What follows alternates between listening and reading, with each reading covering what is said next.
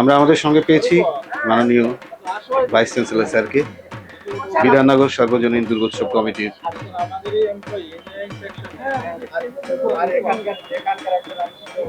বিধাননগর সার্বজনীন দুর্গোৎসব কমিটির মঞ্চে। আর কিছুক্ষণের মধ্যেই আজকে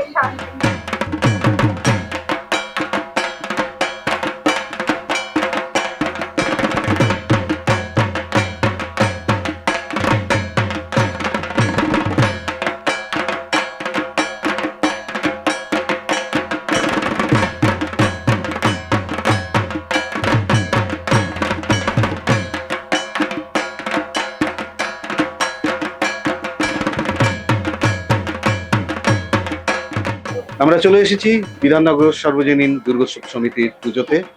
৪৭তম বর্ষে পদার্পণ করেছে এই পুজো। জয়পুরের অ্যালবার্ট মিউজিয়ামের আদলে তৈরি হয়েছে এই মণ্ডপ। আমাদের এই পুজো পরিক্রমায় সঙ্গে রয়েছেন আমাদের মাননীয় উপাচার্য মহাশয় প্রফেসর দীপক কুমার কর মহাশয়। এরপর আমরা আস্তে আস্তে মণ্ডপের ভেতরে যাব, ভেতরের সাজসজ্জা এবং প্রতিমা দর্শন করে নেব। সঙ্গে থাকুন।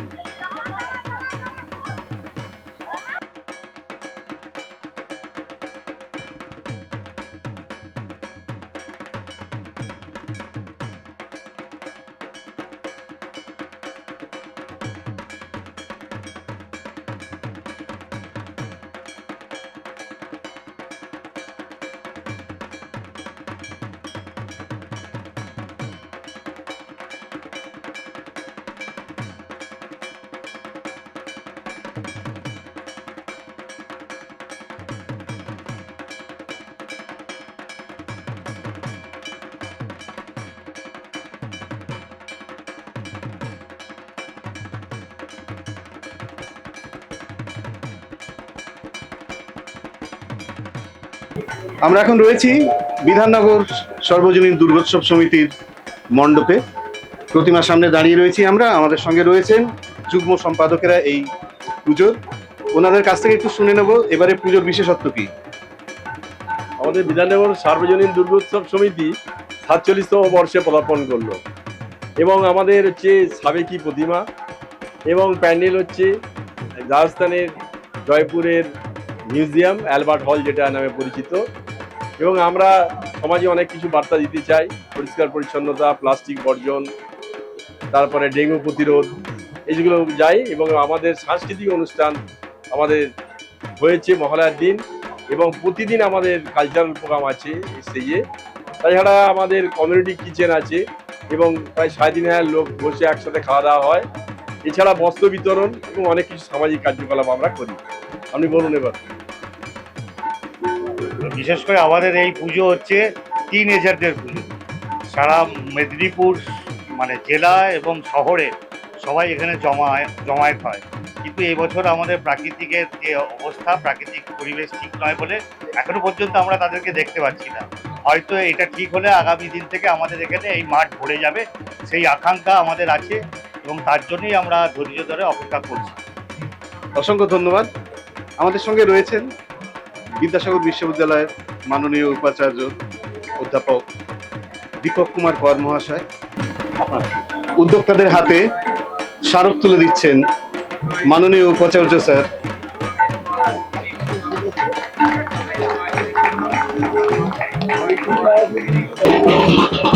এখন শুনে নেব মাননীয় উপাচার্য স্যারের কাছে কিছু কথা।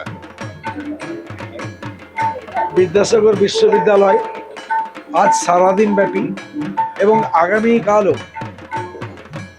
এই মেদিনীপুর শহর এবং শহরের বাইরেও যে রুরাল এলাকা, সেখানে আমাদের বাঙালি সমাজের যে সর্বশ্রেষ্ঠ উৎসব দুর্গোৎসব, তাতে বিদ্যাসাগর বিশ্ববিদ্যালয় সামিল হয়ে গেছে। অনেকেই জানেন যে বিশ্ববিদ্যালয় মানে পড়াশোনার জায়গা না। আপনাদের এনসিও করছি যে বিদ্যাসাগর বিশ্ববিদ্যালয় পঠন পাঠনের বাইরেও সমাজে প্রত্যেকটি ঘটনার সঙ্গে যুক্ত হতে চায়। তার একটি নিদর্শন হচ্ছে এই মণ্ডপে, পুজো উপলক্ষে মণ্ডপে মণ্ডপে গিয়ে যারা অর্গানাইজ করছেন তাদেরকে অভিনন্দন জানানো, শুভেচ্ছা জানানো, উৎসাহ দেওয়া এবং আমরাও জানতে পারি যে বিশ্ববিদ্যালয়ের যে পরিবার তারা এই সমাজের সঙ্গে ওতপ্রোতভাবে জড়িয়ে থাকে। সবাইকে অনেক অনেক শুভেচ্ছা সাদা দেওয়া। অসংখ্য ধন্যবাদ স্যারকে। বিধাননগর সর্বজনীন দুর্গোৎসব সমিতির ৪৭তম বর্ষের পুজোয় আমরা এসে হাজির রয়েছি। মাতৃশক্তি শারদ সম্মান ২০২৫ এই পুজো পরিক্রমায় আমাদের মধ্যে যারা জাজ রয়েছেন সেই বিচারক মণ্ডলীর মধ্যে একজন হলেন মেদিনীপুরের ভূমিপুত্র, কবি, সাহিত্যিক, ঔপন্যাসিক নির্মাল্য মুখোপাধ্যায়। আমরা শুনে নেব আমাদের এই বেতার বিদ্যাসাগরের টিমের সঙ্গে সারাদিন ঘুরে এই পুজো পরিক্রমা দেখে তার কি অভিজ্ঞতা, শুনে নেব ওনার মুখে। মেদিনীপুর তো সংস্কৃতির শহর সমুদ্রা, তো বিদ্যাসাগর বিশ্ববিদ্যালয়ের প্রকোষ্ঠ থেকে উদ্ভাবিত বেতার বিদ্যাসাগর, সেটি পুজো পরিক্রমা এবছর 4 বছর বলল। আমরা সকাল 10টা থেকেই এই পুজো পরিক্রমায় অংশগ্রহণ করছি। আমাদের সঙ্গে আমাদের নিবন্ধক স্যার রয়েছেন, সকাল থেকেই তিনি রয়েছেন। প্রত্যেকটি পুজো আমরা দেখছি, কিন্তু অন্যান্য পুজো পরিক্রমার সঙ্গে বিদ্যাসাগর বিশ্ববিদ্যালয়ের এই বেতার বিদ্যাসাগরের পুজো পরিক্রমার একটা পার্থক্য রয়েছে। এই পার্থক্যের জায়গাটা হলো অত্যন্ত সূক্ষ্মাতি সূক্ষ্ম জিনিসগুলিও আমরা লক্ষ্য করছি পুজো মণ্ডপ এবং প্রতিমা কতটা পরিবেশ বান্ধবভাবে করা হয়েছে। এটাও কিন্তু একটা আমাদের দিক থেকে বলবো আমরা একটা আনন্দের প্রয়াস বলা যেতে পারে।